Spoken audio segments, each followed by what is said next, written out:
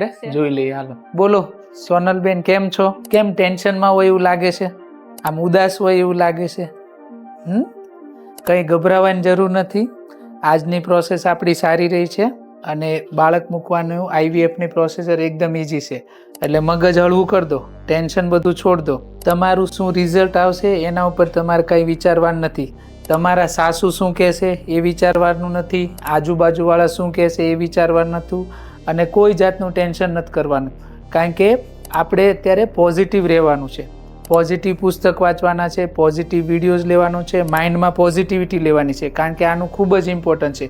જો માઇન્ડમાં નેગેટિવિટી રાખશો તો એની ખરાબ અસર આપણા રિઝલ્ટ ઉપર આવશે. ખાસ કરીને જમવામાં તમારે ઘરનું બનાવેલું બધું જ લેવાનું છે. જે તમને ગમે એ ખાવાનું છે, જે તમને ગમે એવી એક્ટિવિટી કરવાની છે. દવા બધી ટાઈમ ટુ ટાઈમ લેવાની છે અને માઇન્ડથી ખાસ પોઝિટિવ રહેવું ખૂબ જરૂરી છે. ધ્યાન રાખજો.